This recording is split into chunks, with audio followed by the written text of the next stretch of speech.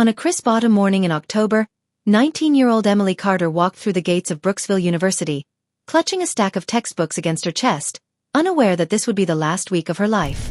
Emily had always been the kind of person who lit up a room without even trying. Friends described her as the warm heartbeat of their group, a quiet but deeply kind soul who listened more than she spoke. Her life was simple, almost painfully ordinary. Morning lectures, afternoon study groups, evening calls to her mother.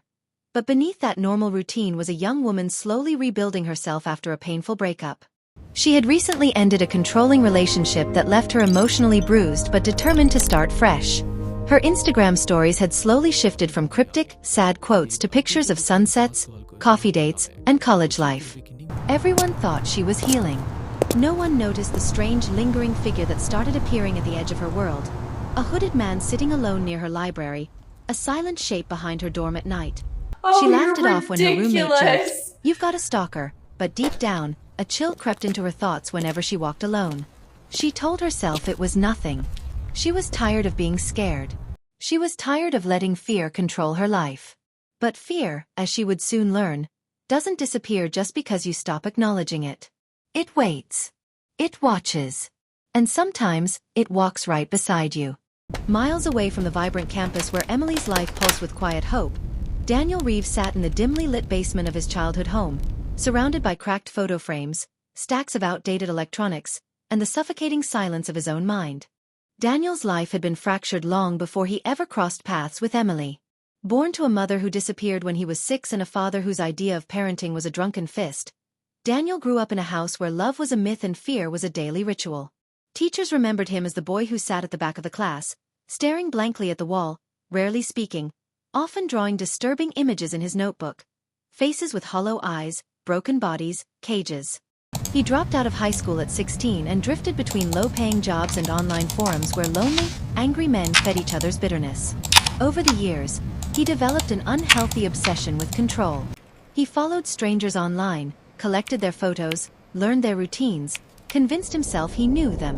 When he first saw Emily outside a coffee shop months earlier, laughing with friends under the warm glow of the evening lights, something in his mind snapped into a twisted form of clarity. She became a project, a fantasy he believed he could mold and possess. He created fake accounts to follow her. He watched her from a distance, learning her schedule like someone memorizing a script. But beneath the quiet stalking, Daniel's psyche was unraveling. Nights in the basement were spent staring at the wall, whispering to himself, rehearsing conversations with a woman he had never spoken to. To him, Emily wasn't a real person anymore. She was a story he was writing, a character trapped inside the sick pages of his mind. And he had already decided how the story would end. The first time Emily felt that something was truly wrong was a rainy Thursday evening. She had stayed late in the library, preparing for a psychology midterm, her earbuds tucked in as lo-fi music filled the quiet corners of her mind. By the time she stepped out, the campus was nearly empty, slick with rain, the streetlights casting orange halos on the wet pavement. She walked briskly toward her dorm, hugging her jacket tightly as cold wind cut through the night. That's when she noticed it, the sound of footsteps, faint at first, then matching her pace. She turned quickly, her heart skipping, but the path behind her was empty. A laugh escaped her lips, shaky and nervous. "You're just being paranoid," she told herself. But the feeling didn't leave. A few days later, she found a note slipped under her dorm door. No name, no handwriting, just 3 typed words, "I see you." Her roommate thought it was some prank. Emily tried to believe that too. But the following week, her social media DMs filled with messages from unknown accounts. Some harmless, some unsettlingly personal. "You look beautiful in blue," one read. Another said, "You shouldn't walk alone at night." She blocked the accounts, reported them, tried to bury the unease under exams and coffee. But the dread kept growing. She began changing her routes, double-checking doors, glancing over her shoulder more often than not. Friends teased her about becoming paranoid, but late at night, lying in bed, she'd stare at the ceiling and feel a pressure in her chest like someone was watching her through the walls. And the truth was, someone was. By late November, Daniel's fixation had evolved from silent observation to active intrusion. What had begun as a sick fantasy now demanded real-world action. He started following Emily not just on campus, but off it. Trailing her from a distance when she walked to her part-time job at a small cafe downtown, watching her sit by the window with her usual caramel latte. He'd sit in his car across the street for hours, engine off, breath fogging up the glass as he whispered to himself about how close he was, how soon she would understand. In his warped reality, every smile she gave to a stranger, every conversation she had, felt like a personal betrayal. The boundaries between his thoughts and the real world began to dissolve. One night, he managed to slip inside the dorm building behind a group of students. He stood in the stairwell, listening, heart hammering as he followed the echo of her footsteps to the second floor. He didn't enter her room, but he left a single red hair tie on her doorknob, an object identical to the one she often wore. To Emily, finding it there the next morning felt like a quiet scream. She told campus security, but they dismissed it as a prank. Probably someone in the building messing around, they said with a casual shrug. That dismissal shattered her sense of safety. She began sleeping with her desk lamp on, locking her door 3 times, keeping a heavy textbook near her bed like a weapon. Meanwhile, Daniel's behavior at home deteriorated rapidly. He quit his job without notice, stopped showering, spent nights scrolling through her tagged photos, constructing a timeline of her life. He started recording her on his phone from the shadows, compiling clips like a deranged filmmaker building his magnum opus. His mind had fully convinced itself that this wasn't stalking. It was destiny. And destiny, in his view, required a dramatic climax. The first week of December arrived with an early snowfall, coating the campus in a deceptive layer of calm. Emily tried to hold on to normalcy. Final exams, Christmas plans, late-night study sessions. But the unease had grown into something she couldn't ignore anymore. She'd stopped walking alone, changed her routes daily, and even considered temporarily moving back home. But the stalker was always one step ahead. On the night of December 9th, after a long group project meeting, she returned to her dorm to find her door slightly ajar. Panic shot through her like a surge of electricity. Her hands trembled as she pushed it open, half expecting to find someone inside. The room was empty. But something was wrong. Her drawers were open. Her clothes were rearranged. And on her pillow sat a photo of her, taken from outside her window, printed on glossy paper, folded once down the middle like someone had handled it many times. She screamed, and her roommate came running. Campus security was called again, and this time the police were notified.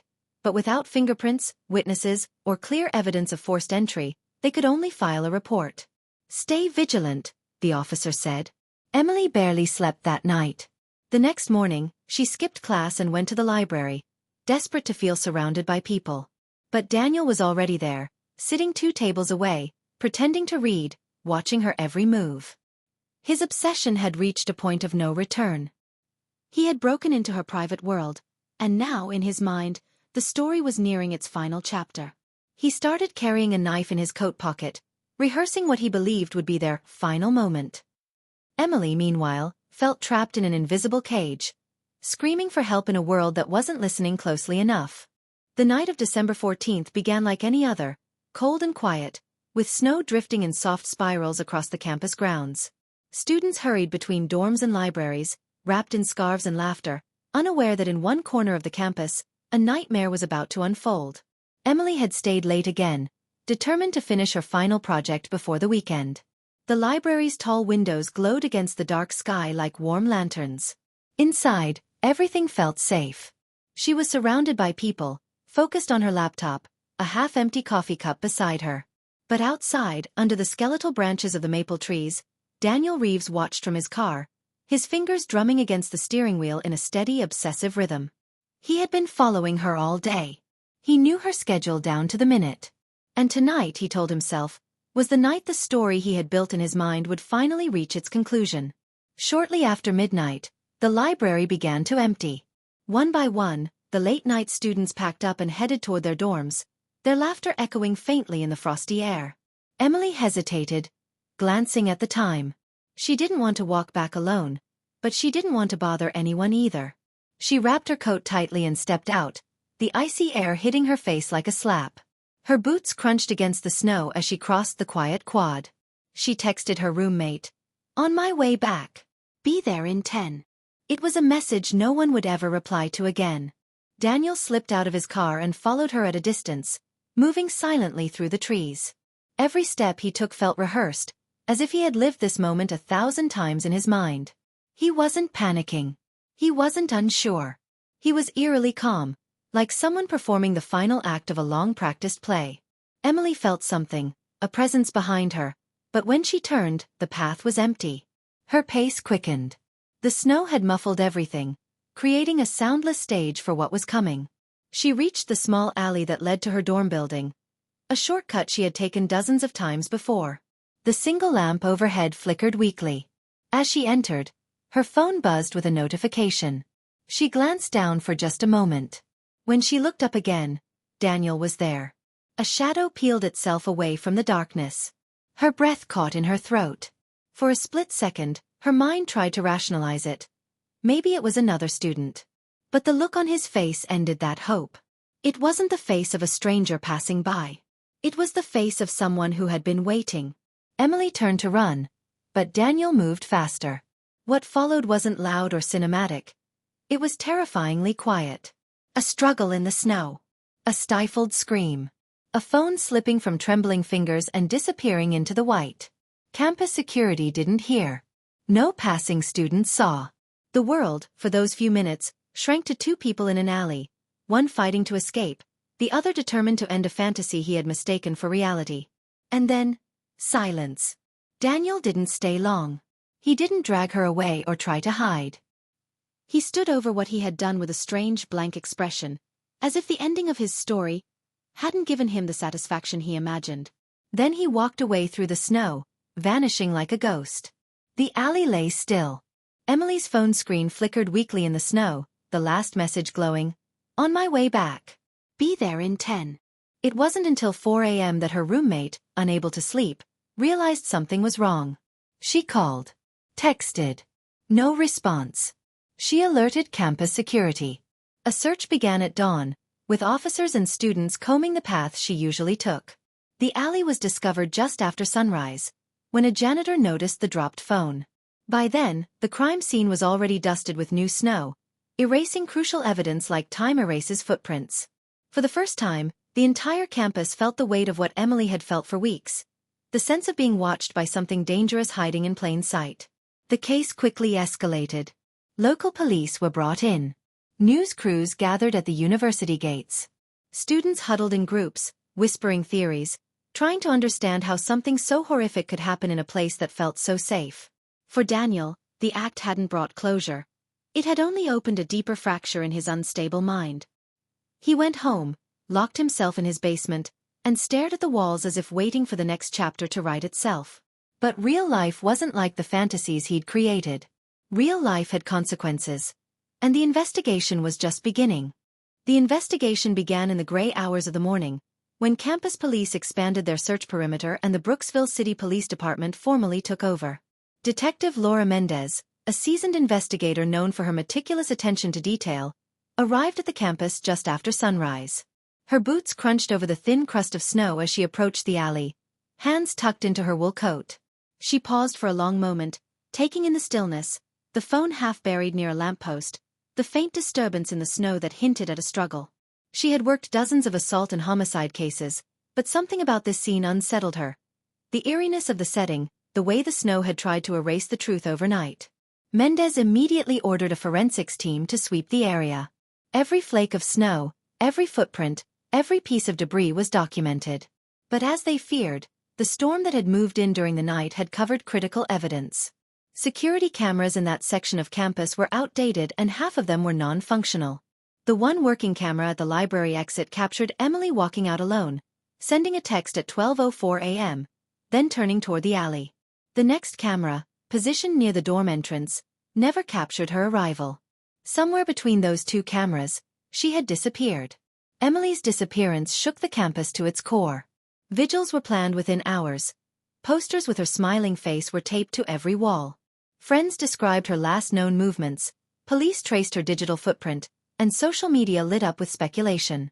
The police treated it as a missing person case at first, holding on to a sliver of hope. But Mendez had seen enough to know. The timeline, the dropped phone, the silence, it all pointed to something far more serious.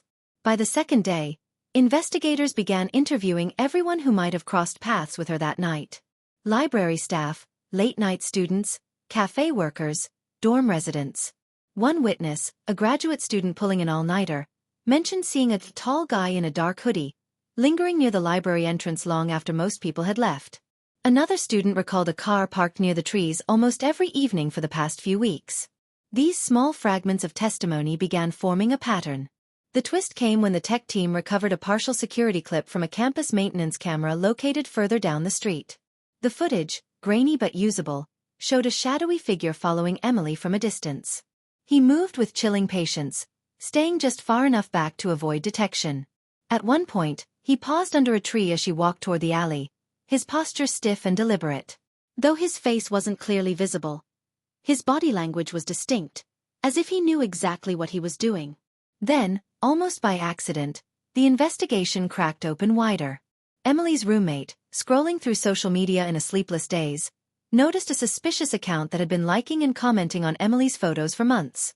The username was generic, but the comments were increasingly personal. She turned the information over to the detectives. Within hours, cybercrime analysts traced the account's activity to a local IP address, registered to Daniel Reeves. Mendez and her partner ran Daniel's name through their database. His history jumped out immediately. Past incidents of trespassing, complaints from neighbors about suspicious behavior, a sealed juvenile record. They pulled his driver's license photo. When they compared his build and silhouette to the grainy footage, the match was unsettlingly close. This wasn't just a random stranger on the street. This was someone who had been orbiting Emily's life for months. By the evening of the third day, detectives obtained a warrant and went to Daniel's house. The Reeves home stood at the end of a quiet street, windows dark, curtains drawn tight. Inside, the air was stale, heavy with neglect. The basement door creaked as Mendez descended the stairs. What she found below was both chilling and illuminating. Walls plastered with photographs of Emily, some printed from her social media, others clearly taken without her knowledge. Her daily routes, class schedules, and notes scribbled in manic handwriting covered a corkboard. On a dusty table sat a camera, its memory card filled with hundreds of images. Emily at the cafe, Emily walking to class, Emily through her dorm window at night. It was a shrine built to obsession. Daniel wasn't home during the search. But the evidence they gathered left no doubt that he had been stalking her. A warrant for his arrest was issued immediately, and a multi-agency manhunt began. They checked bus stations, train depots, his relatives' homes, and even combed through his online activity for hints of where he might go. What they didn't know yet was that Daniel wasn't trying to flee. He was watching the coverage from his basement, absorbing every detail, convinced he was still in control of his narrative. The case had shifted dramatically in just 3 days, from a disappearance shrouded in snow to the exposure of a calculated predator hiding in plain sight. But the biggest twist was still to come. Daniel had left behind something in that basement. Tucked between 2 binders, Mendez found a torn page from a journal, scrawled with obsessive lines. At the bottom, one phrase stood out in jagged ink. "The story isn't over. The ending belongs to me." It was the first sign that Daniel might be planning something further, something beyond the crime itself. And that realization pushed the investigation into overdrive. In the days following the attack, the once peaceful town transformed into a place of unease and suspicion. News of Emily's assault spread quickly, amplified by local media and social networks.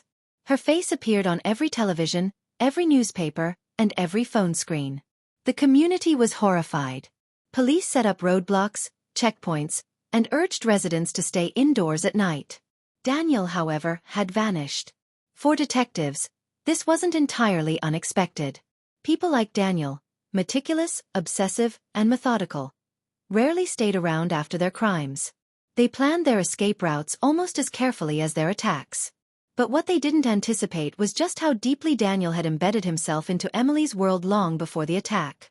His knowledge of her routines, the campus, and the surrounding areas gave him a terrifying advantage. Detectives quickly pieced together a clearer picture of his double life. Daniel wasn't just a former classmate. He was someone who had been watching Emily for over a year, collecting details like a hunter studying prey. He had worked briefly as a student assistant in the campus security office, which explained how he bypassed locks and surveillance systems so easily.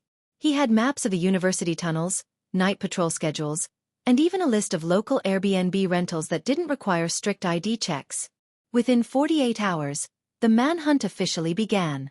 A special task force was assembled, combining local police, campus security, and federal agents. His profile was circulated nationwide. Anonymous tips flooded in. Some claimed to have seen him at a gas station. Others swore they spotted him at a bus terminal. But none of the sightings were confirmed. Meanwhile, Daniel moved like a shadow. He shaved his head, discarded his glasses, and wore oversized clothes that altered his silhouette. He stayed in cheap motels under fake names, paying in cash. In the evenings, he scoured news reports online, watching as his name and face became the center of a growing media storm. But instead of fear, he felt a twisted thrill. In his delusional mind, this was the next chapter of his story with Emily. He imagined her lying in the hospital, thinking of him. He believed that the investigation itself was proof that their bond was unbreakable. Detectives began to realize they weren't dealing with someone impulsive. They were dealing with a calculating narcissist who viewed the entire manhunt as part of his game. The investigation turned into a race against time. Every hour Daniel remained free, the risk of another attack increased. Detectives dug into his digital footprint, uncovering an encrypted journal that revealed his obsession in disturbing detail. There were sketches of Emily's face, transcripts of overheard conversations, and even plans for future events that involved other potential victims. He wasn't planning to disappear forever. He was planning to strike again. This revelation sent shockwaves through the task force. The case was no longer just about catching a fugitive. It was about preventing the birth of a serial predator. Then came the first real break. A retired truck driver reported seeing a man matching Daniel's new description, hitchhiking along a rural highway 60 miles away. Surveillance footage from a nearby rest stop confirmed it. Daniel was heading north. SWAT teams and local police swarmed the area, setting up roadblocks and combing through abandoned cabins. But Daniel was clever. He had grown up in the countryside and knew how to navigate dense woods, avoid main roads, and live off minimal supplies. For nearly a week, he evaded capture, moving silently through forests, breaking into vacant sheds for food, and sleeping during the day. His ability to survive alone revealed a new layer to his personality. Not just a stalker, but a man who had prepared for this moment for years. Back at the hospital, Emily regained consciousness. Though physically weak, her memory was sharp. She provided detectives with chilling details about Daniel's behavior during the attack. How he spoke to her as if they were old lovers, how he described their future together, how he wasn't in a frenzy but eerily calm. Her testimony became a psychological map that helped profilers predict his next moves. She described his fixation on places that were quiet and untouched, which led investigators to narrow their search to isolated cabins near old logging roads. For the first time, they had a real chance of catching him before he struck again. The manhunt intensified. Helicopters hovered over forests at dawn, dogs followed faint scent trails, and tactical teams moved methodically through potential hideouts. Daniel, feeling the pressure closing in, began to unravel. His journal entries, later recovered, revealed his shifting mental state. From confidence, to paranoia, to rage. He believed Emily had betrayed him by surviving and cooperating with police. He wrote, "If I can't have her, no one will. But they'll never catch me. This is my story, not theirs." The hunt had become deeply personal. For both sides. Detectives weren't just chasing a criminal. They were trying to outthink someone who believed he was the author of his own twisted narrative. Finally, after 12 tense days, a hunter reported a figure moving near an abandoned ranger station deep in the woods. Thermal imaging drones confirmed human activity. Tactical units moved in silently under the cover of night. As dawn broke, a single gunshot echoed through the forest. Daniel, cornered and refusing to surrender, turned the weapon on himself. When officers reached him, he was still alive, barely clinging to consciousness. In his pocket, they found a final note addressed to Emily. "We'll be together soon." He was rushed to the hospital under heavy guard. The manhunt was over, but the story was far from finished. The trial of Daniel Crawford became one of the most closely followed cases in the state's history. For months, the community had lived in fear, and now, they watched as the man responsible was brought into the courtroom, pale, restrained, and with a hollow stare that unsettled everyone who saw him. Cameras weren't allowed inside, but reporters filled every seat, sketch artists captured every expression, and outside, people gathered daily holding signs demanding justice for Emily. The courthouse, usually a place of quiet legal procedure, now felt like the center of a national conversation about obsession, violence, and failure to intervene early. Emily sat in the front row, her parents on either side, their hands tightly clasped. She wore a simple navy blouse, her hair tied back, her eyes focused not on Daniel but on the judge. She had spent months in physical therapy, regaining strength, and countless hours in trauma counseling, trying to reclaim her life from the shadow he had cast. This was the day she'd confront him, not as the frightened girl he stalked, but as a survivor ready to speak the truth. When Daniel entered the courtroom, shackled and flanked by officers, he didn't look at anyone else. His gaze fixed on her. It wasn't remorse. It was possession, like he still believed this was their story. Emily didn't flinch. The prosecution opened with a meticulously structured timeline, starting from the first signs of Daniel's stalking to the violent night of the attack, followed by his calculated escape and eventual capture. They displayed evidence on large screens, the typed notes slipped under Emily's door, his encrypted journal entries, the surveillance footage of him watching her in the library, the maps, the sketches, the knife. Every detail painted a picture of premeditation and obsession. A forensic psychologist testified that Daniel displayed traits of narcissistic personality disorder and erotomania, a delusional belief that someone is in love with you, even if they barely know you. In Daniel's mind, the expert said, Emily was not a person with autonomy. She was a character in his internal narrative. When reality didn't match his fantasy, he tried to force it. The defense team, however, attempted a different angle. They argued that Daniel suffered from untreated mental illness that impaired his ability to understand his actions. They painted him as a lonely, socially awkward young man who became lost in delusion, suggesting psychiatric care rather than life imprisonment. But their strategy backfired during cross-examination, when prosecutors brought up the chilling precision of his plans. Multiple fake identities, surveillance techniques, hidden journals, and his attempt to escape law enforcement for nearly 2 weeks. This was not the behavior of someone lost in a moment, the prosecutor declared. This was the behavior of someone who planned, executed, and intended to control another human being. Emily's turn on the witness stand was the emotional peak of the trial. The courtroom fell into absolute silence as she walked up, adjusted the microphone, and began to recount everything, from the first unsettling signs to the night of the attack. Her voice trembled at moments, but she never looked away. She described how she had felt invisible in her fear, how authorities initially dismissed her concerns as paranoia, and how that lack of urgency allowed Daniel to escalate. She spoke not just for herself, but for every victim who felt unheard. As she spoke, Daniel stared at her with a faint, eerie smile, until the judge sternly ordered him to avert his gaze. Her testimony was raw, powerful, and unforgettable. Even seasoned detectives in the courtroom were seen wiping away tears. The prosecution then presented Daniel's final note, recovered from his pocket the day he was captured. "We'll be together soon." It sent chills through the courtroom. The psychologist returned to explain how this note reflected Daniel's delusional thinking. He still didn't see this as a crime, but as an unfinished love story. The jury watched intently, some shaking their heads in disbelief. The media outside began calling it the obsession trial, and nightly news segments dissected every testimony, every piece of evidence. Over the next 3 weeks, more witnesses testified. Friends who noticed his strange behavior, professors who ignored his growing fixation, and even campus security staff who admitted that warning signs were missed. This trial wasn't just about Daniel's guilt. It exposed systemic failures that allowed his obsession to grow unchecked. Advocacy groups began holding rallies outside, calling for stronger stalking prevention laws and campus safety reforms. Finally, after weeks of testimony, closing arguments arrived. The prosecution argued for a life sentence without parole, emphasizing the danger Daniel posed to society and the calculated cruelty of his actions. The defense requested institutionalization in a psychiatric facility, framing him as a troubled soul rather than a predator. The jury deliberated for less than a day, a testament to how overwhelming the evidence was. When they returned, the courtroom filled with tense silence. "We, the jury, find the defendant, Daniel Crawford, guilty on all counts." Emily exhaled deeply, tears streaming down her face. Her parents embraced her tightly. Across the aisle, Daniel showed no emotion.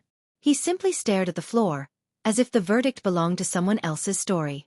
The trial ended, but the story didn't fade overnight. For Emily, the courtroom verdict wasn't the end of her journey.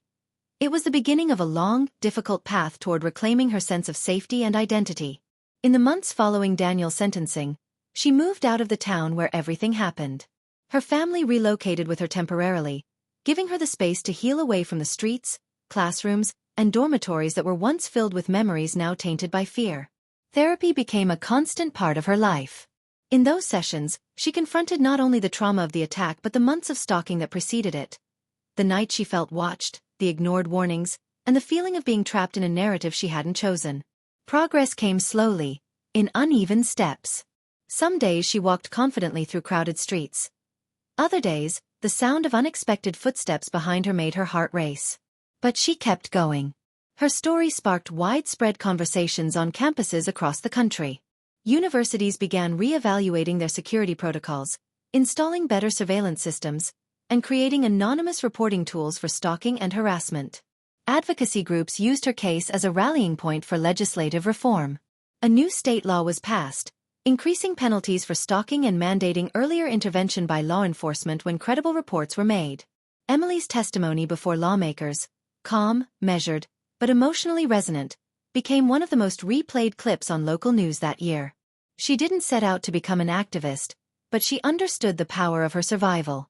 "If I can make it harder for someone like Daniel to go unnoticed," she told a reporter, "then everything I went through will mean something." Meanwhile, Daniel Crawford began serving his life sentence in a maximum security psychiatric facility. Officially, he had been found fully competent to stand trial, but due to his diagnosed mental disorders, he was placed in a special unit for criminally insane offenders. Doctors who examined him after sentencing reported that he remained detached from reality, often speaking of Emily in the present tense as if their connection still existed. He kept writing journals, this time under strict supervision, and psychologists studied his case as a rare example of extreme erotomania combined with predatory intelligence. His name became a case study in criminology courses, not as a sensational villain, but as a chilling example of how obsession, if ignored, can grow into something catastrophic. For the community, the case left an enduring scar. Candlelight vigils were held on the anniversary of the attack, not as a memorial to death. Emily had survived, but as a reminder of vigilance and collective responsibility. Former classmates who once dismissed Emily's fears came forward publicly, expressing regret for not taking her seriously.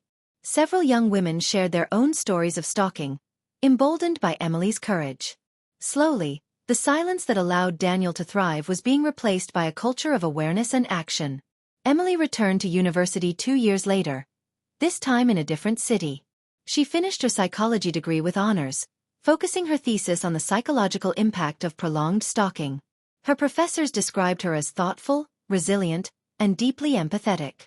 She didn't let what happened define her entirely, but she acknowledged that it had shaped her into someone more aware of danger, but also more aware of her own strength. On graduation day, when she walked across the stage to receive her diploma, the applause wasn't just for academic achievement, it was for survival. The documentary crews who followed the case wrapped their series with a reflective tone. They showed clips of Emily walking through a park at sunset, narrating in her own words, "I used to think safety was something guaranteed. Now I know it's something you have to build, protect, and sometimes fight for. But it's also something you can reclaim." Her words resonated with millions who watched the series. Online forums buzzed with discussions, not just about Daniel's disturbing psychology, but about the red flags people miss every day, the small things that add up to tragedy when ignored.